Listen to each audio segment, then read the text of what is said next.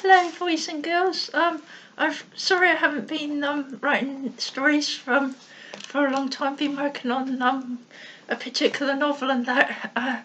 But anyway, I got round to writing a story for you all today, and it's called "Where Has Glen the Giraffe Spots Gone?" I hope you enjoy it, and here it is. Guy the Giraffe was a very happy young student until he wasn't.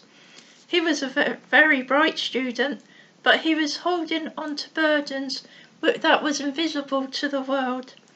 One day he was in class learning French, the subject that he was greatly skilled in. Mrs. Helen the horse was their teacher.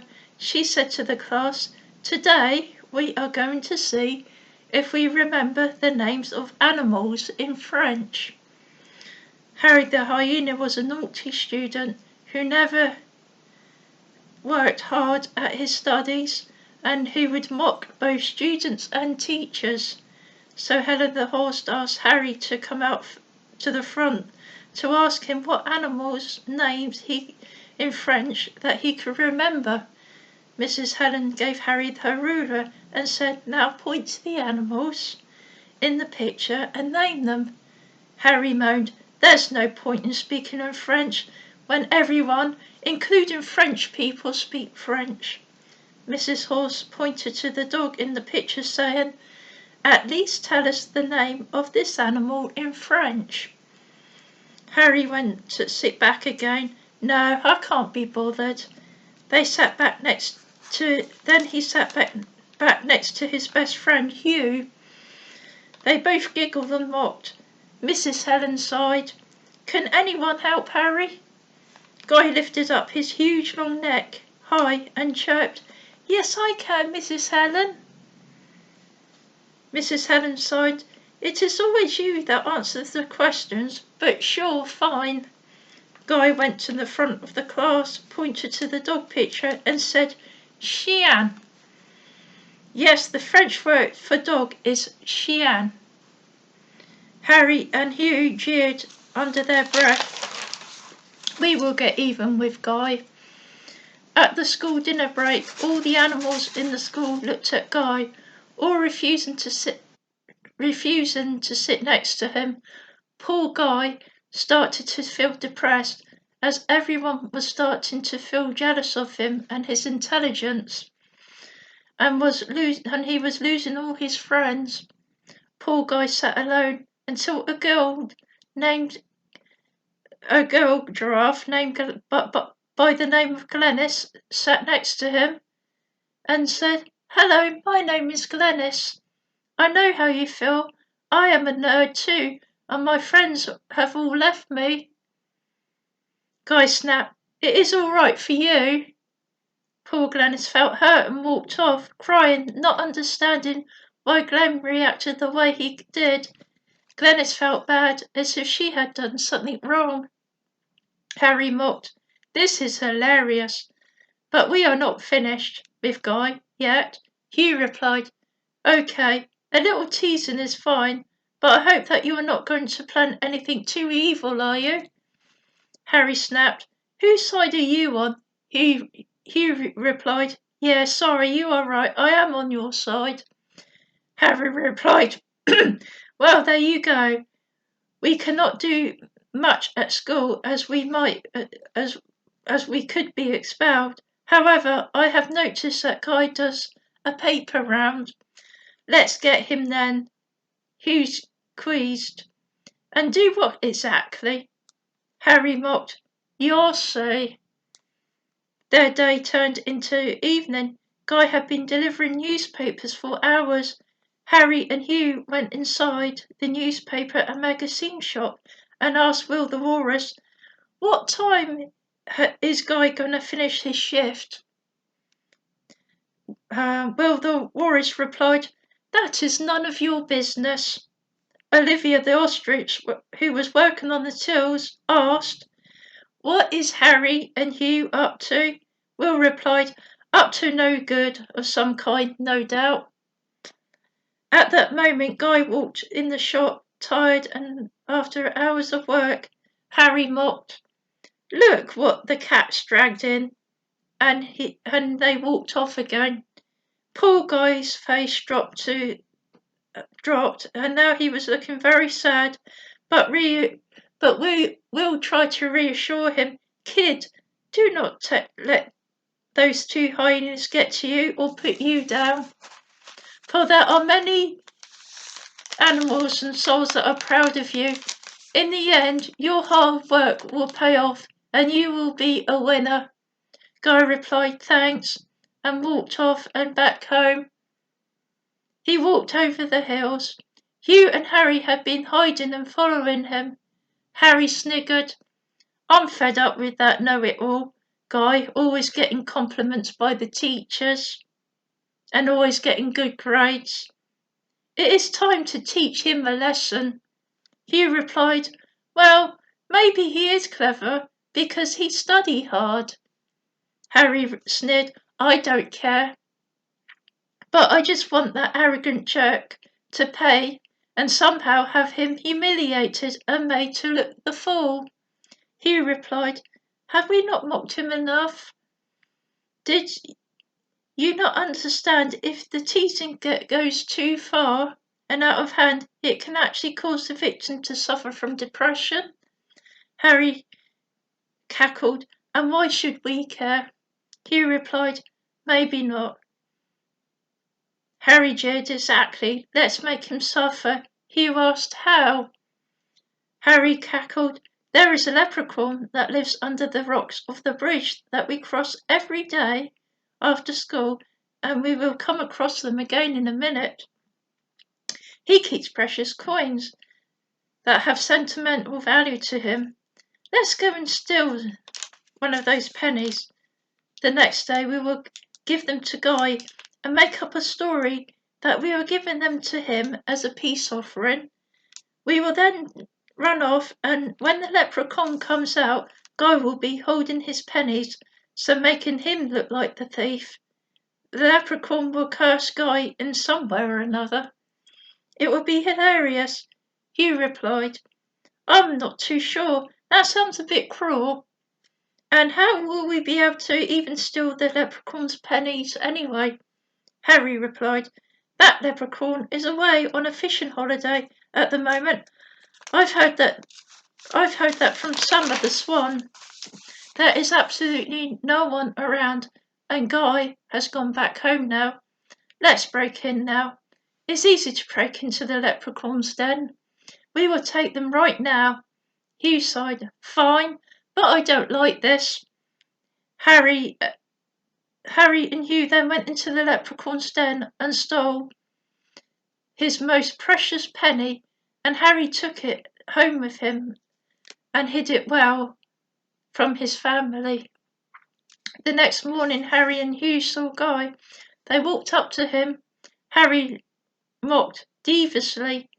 Guy, please wait. We have something to give you. Guy replied, I am not interested in anything you two have to say, and I refuse to take your gift. Harry laughed cunningly.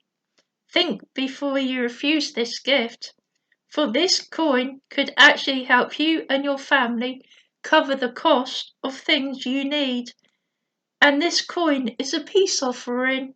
We are very sorry for bullying you. Guy, knowing that he needed money, agreed. Fine, thank you. Unaware to them, Summer the Swan had been hiding and had overheard their whole conversation. But it was too late, as Harry and Hugh had climbed up a tree and were now hiding among the twigs and the leaves in the tree. Poor Guy was left standing alone. A very angry leprechaun had returned home back in his den and had noticed that his precious coin had gone. The leprechaun yelled, Who has stolen my coin? He came outside to spot Guy holding the coin in his mouth. The leprechaun yelled, There is the thief. Harry was up in the tree laughing with Hugh. Guy shook and quivered, but the coin was given to me as a gift. The leprechaun snapped, It was not a gift. No, you stole it. Guy cried, I promise you that I never stole it. The leprechaun snapped. Liar. Some of the swan appeared. Please, Mr. Leprechaun, listen to Guy. He is telling the truth.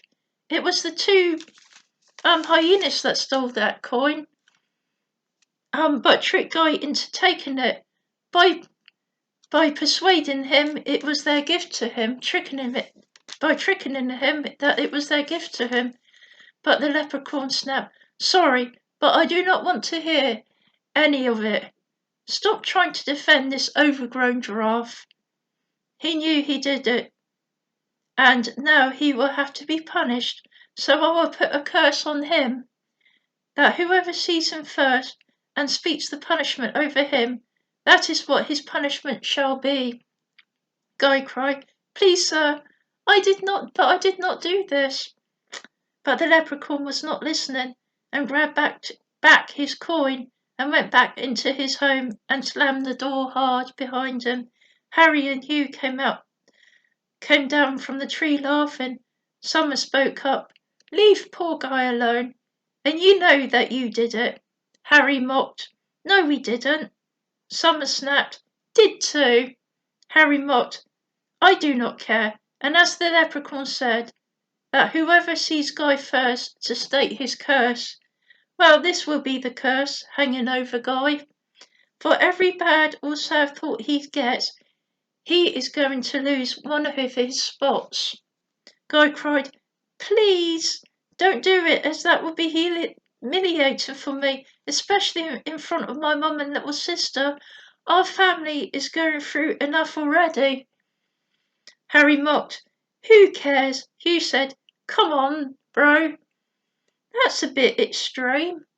Summer snapped, You are so evil. Harry cackled, Yes, I know that I am evil. That day Harry went into school, feeling so sad. He was as usual asked to go in the front of his French class and ask what an ice cream was in French. Guy said, Crème glacée. As usual, Mrs. Helen was impressed, but he was mocked by the whole class. 2 spots then disappeared from Guy's long neck. The day had turned into evening, and Guy finished his newspaper shift and came back into Will's shop looking so very tired and so very sad.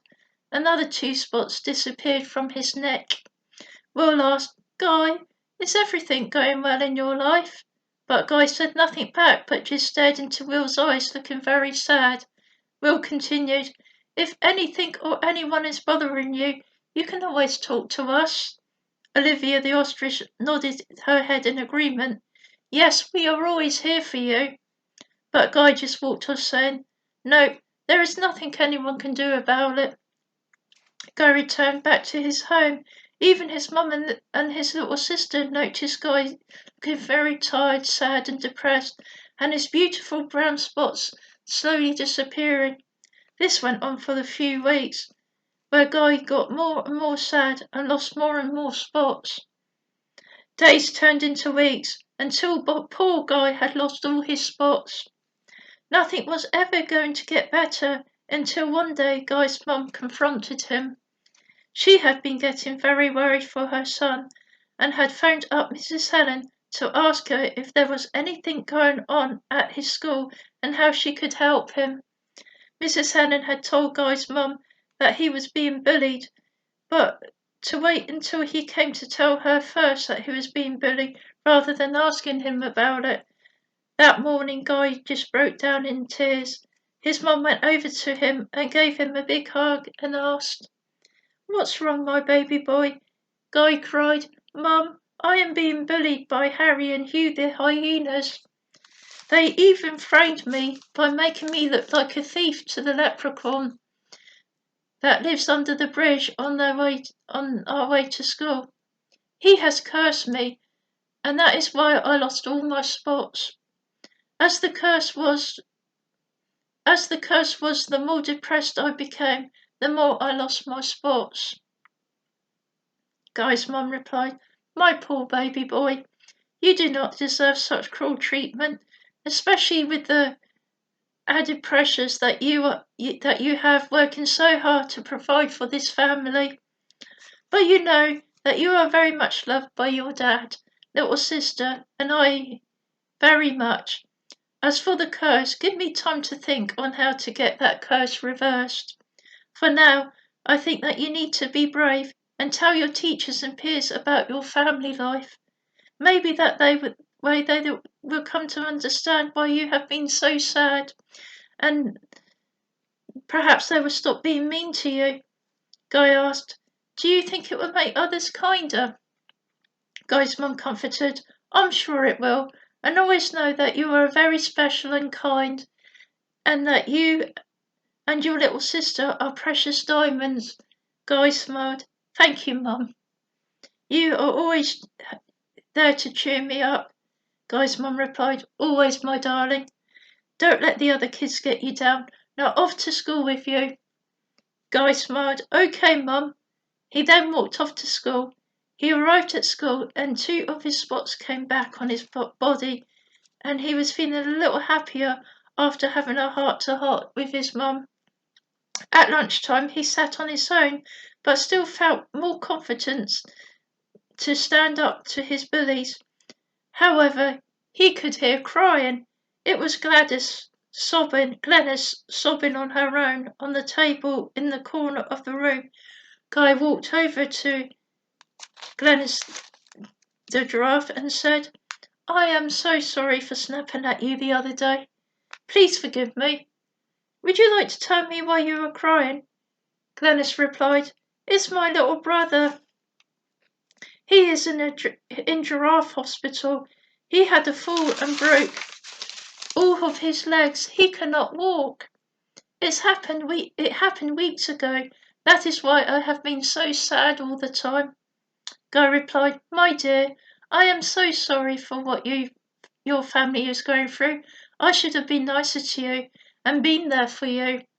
But I was selfish and was only thinking about my family problems.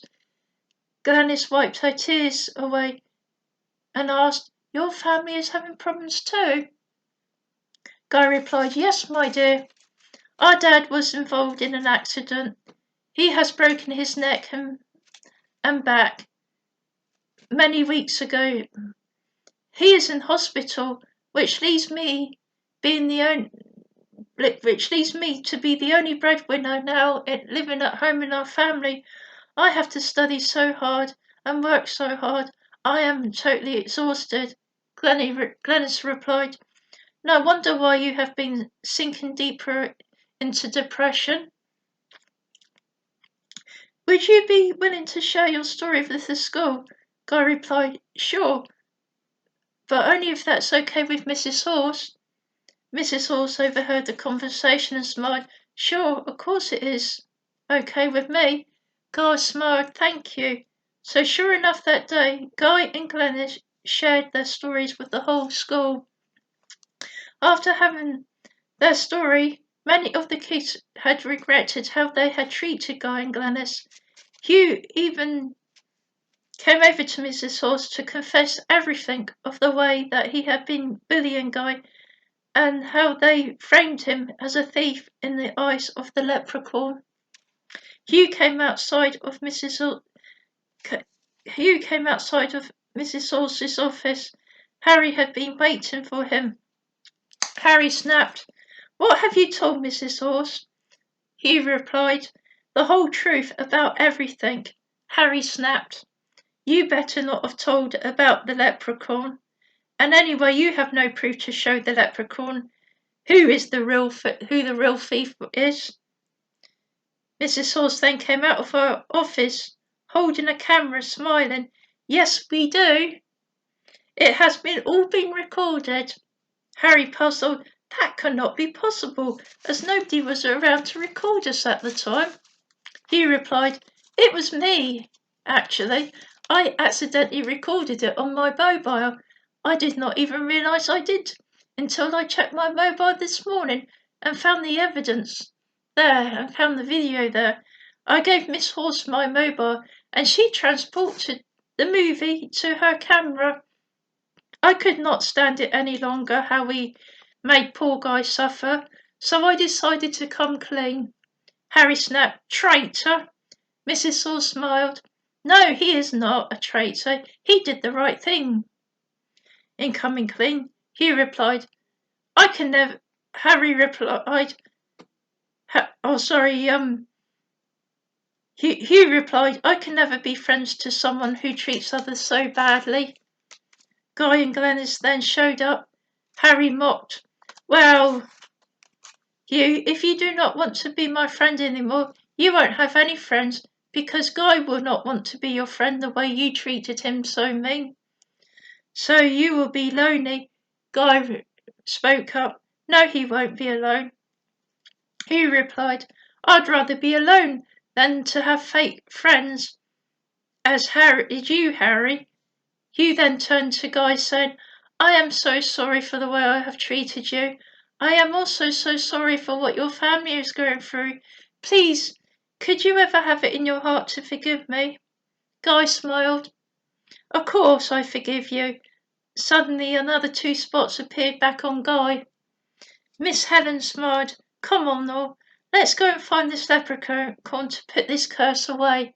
Harry snapped. I'm not going with you. No.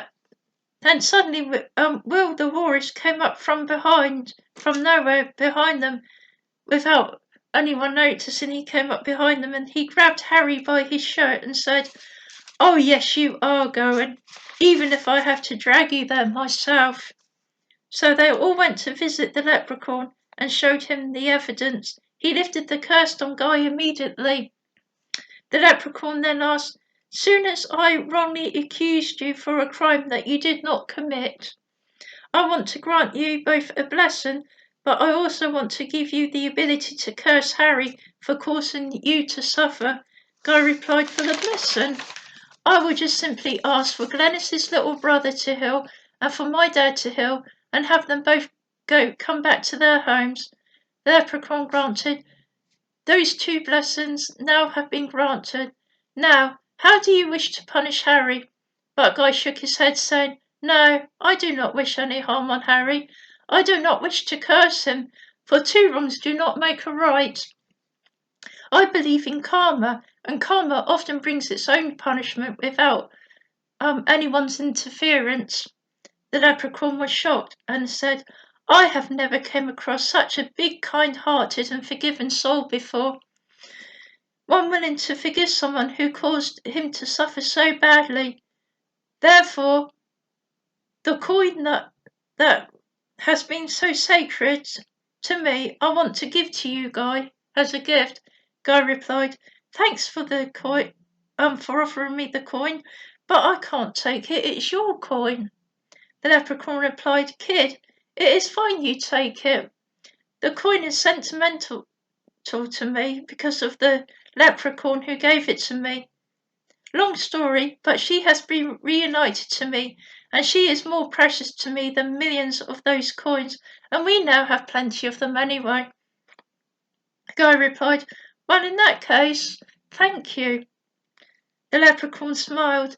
Enjoy. All of them went back to their homes, happy except for Harry.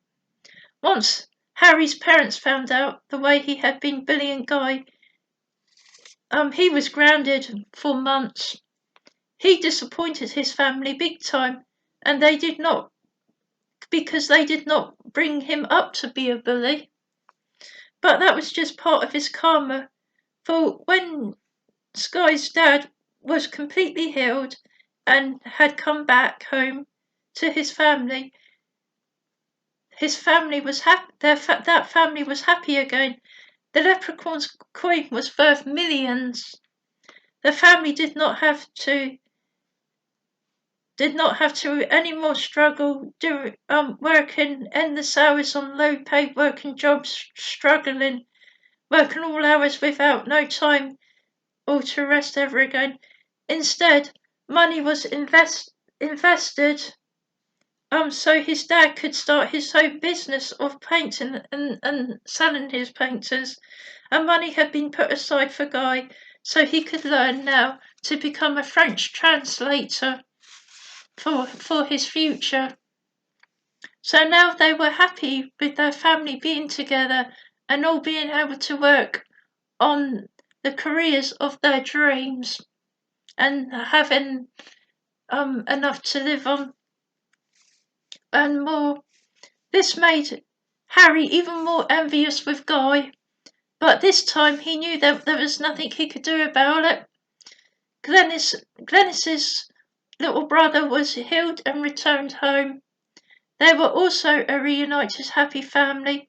The worst comer, however, for Harry was to see Guy at school with plenty of friends, Glennis, Summer, and Harry's ex-best friend, Hugh, now had become Guy's new best friend. And as for Guy, he was the lonely one now, without even one friend. And that's the end of the story. And here are my thoughts on the story. Nobody knows what a person is going through, but we need to be kind to all people at all times. Depression is a real thing, but a little kindness and being there for someone can make things a little better. Forgiveness rather than revenge is the best way forward, for karma is a very real thing, bringing its own punishment rather than trying to bring out our own revenge on the others. For as our Heavenly Father says in Deuteronomy 32:35, vengeance is mine, I will repay in due time, their foot will slip, for their day of disaster is near and their doom is coming quickly. And I hope that you all enjoyed the story and everything, and God bless you, and lots of love and God's blessings to all of you children, and all of all of their children's family. God bless you, and lots of love for now. Bye.